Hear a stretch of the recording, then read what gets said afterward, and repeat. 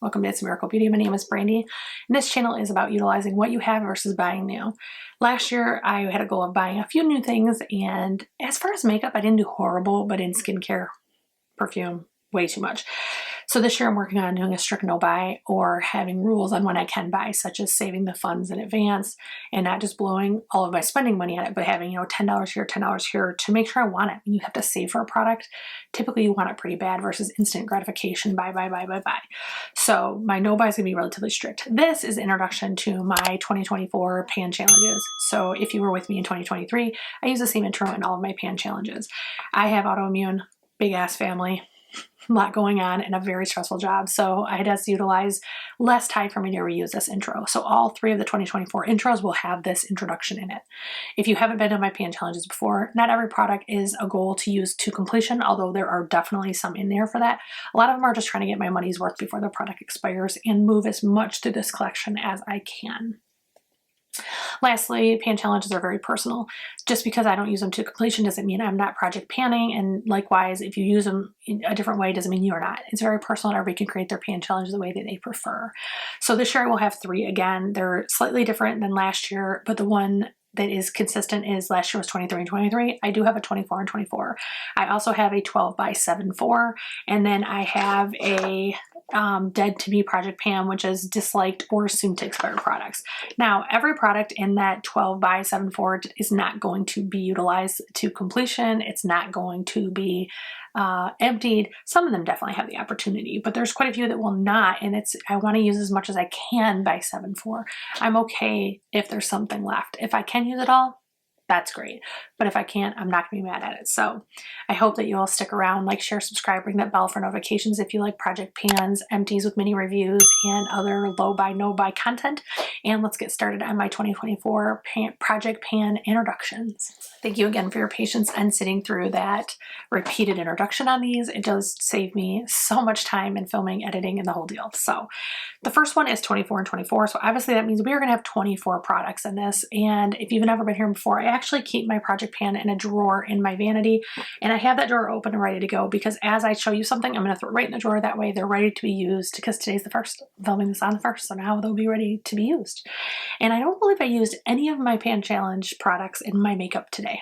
So first thing is going to be a Pat McGrath palette, and this is the Bronze Borealis, and I don't remember which collection that was from. It's quite a bit older. It does look like this. I figured if I'm going to pan a project pan for a Pat McGrath, a neutral palette is going to be the way to go.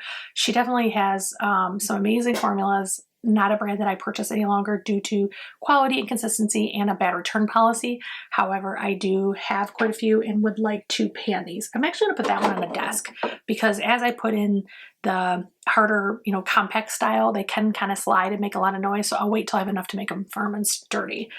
Next is the Mario Silk Bronzer. This is the first one he came out with before he came out with a little circular palette. This has very little use out of it. So it is not one. He does not put a ton of product in his things. So there is a chance I could use this by the end of the year because he doesn't feel like if you buy LYS's, it's the whole stick is, this is not, it's like this. So definitely I'm going to try to use that all.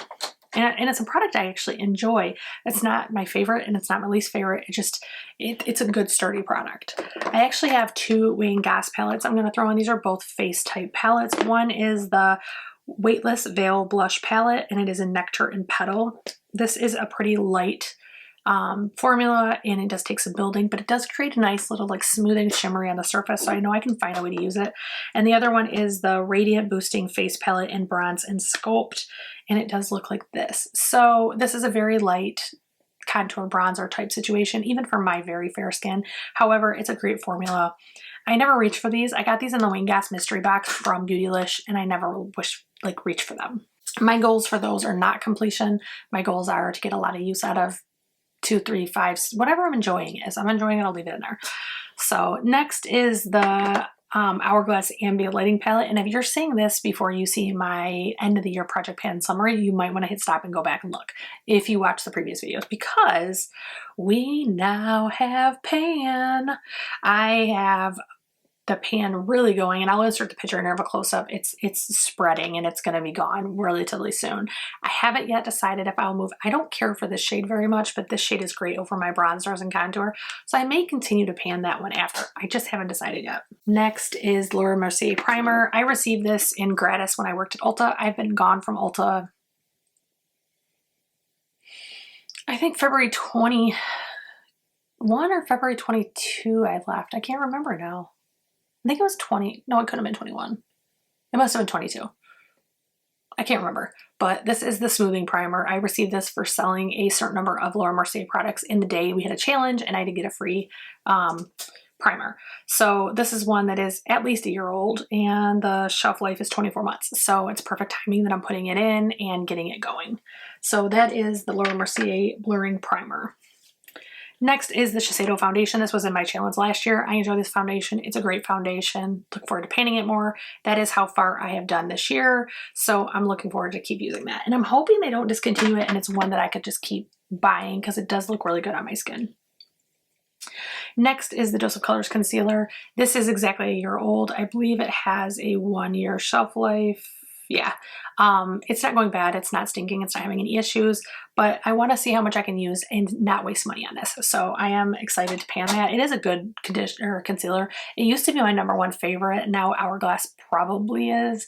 Hourglass, or actually I really love the Ethereal Color Too Faced one. I'm just a ColourPop Ethereal Color Too Faced one. That one's really good too. There's quite a few I've learned that I like a little bit more than that one, but it's still a good concealer, especially if you have the ability to smooth under eye lines. Mine don't care, but if you have the ability, if you have a good concealer, they'll smooth. That thing is the best. So that was the Dose of Colors. Next is one from last year again. This is the Becca Color Corrector. This was brand new, unused when I put it in the challenge, and we now have a pretty hefty dip in there. So I'm looking forward to keep working on that. Another one from last year is the Say Bronzer. This one looks so dark in the pan, but it actually looks beautiful on the skin, and it has a really good smooth formula. It's easy to blend. It's easy to work with. It is exactly a year old. It has a 12-month shelf life, so I'm going to work on that as long as it's doing good or I'm enjoying it. Kevin Aucoin, I have 2 products I'm putting in of his. Both of these were bought at Black Friday last year. So I have the Kevin Aucoin Sensual Skin Enhancer. This is a concealer and a very powerful concealer. Like the smallest dot will like white out your life. And then I have the Sculpting Powder, and this is like a perfect shade for my skin tone. It already has a pretty big dip in it. So I'm going to try to, this has had a handful of uses. This has had a ton of use. I want to see what I can do with those products. Next is Natasha Super Glow. This is one that when I first got it, it was like my favorite highlighter. I mean, like I used it all the time. And since then it's just kind of fallen off. So I want to see, do I want to keep it? Do I want to get rid of it? Like, how do I feel about it? If it gets to the point that I'm willing to part with it, I will be sending it to my daughter, not throwing it away. But it is one that I used to love and now I just never want to reach for it. So another one that was one of my probably top 10, top 5 is the Buxom Wanderlust blushes. This is in Mykonos. This used to be my jam. I mean, I used it probably a year straight. You can't even tell. It's like, well, I guess it's disrupted, but it's a beautiful color. It looks great and looks like a natural flush in summer. So looking forward to panning that. Next is Jaclyn Hill Loose Highlighter, and this is an extra. This is like a really pale goldish shimmery champagne color. I love that in my inner corner. I don't typically use it anywhere else. It's a pretty bright product, and I think there is 0 chance that I'm going to use this all. Oh, actually, there's not that much. There's only about this much in it. I thought there would have been a lot more. So I guess there's a chance, but it's unlikely that I will use all that. But whatever I can get used to, as of this week, Jaclyn Hill's Cosmetics is no more. They are closing shop. So that is what it is. I love some of their products, don't love the politics and the behavior. Next is KVD Shade and Light. This also was in my palette last year. This actually has Kat Von D's name on it because it came from the mystery boxes they did to get rid of her name and get rid of all the product they already had with her name on it. And I am only panning this one little lonely shade over here, and it does have a ton of disruption and movement on it, so I should start seeing some change pretty soon. Typically with powder products, I notice we see disruption and then dips, and then eventually a pan. Next is the 2 products from Charlotte Tilbury. I am actually going to pan them together for a reason, because they actually work really well together, and this is the Cream and Powder Bronzer. Both of these are amazing products. The bronzer, that's cream, I've used way more than the powder. In fact, I have a huge dip in that. It is going to hit pan pretty soon. Very beautiful product. I think that one is worth the money. It's huge and it works really well. And then this is the powder bronzer, and I initially bought 2 in exchange and got 1. I probably should have kept 2, but 1 I can use, but I have to build it up quite a bit for it to even show.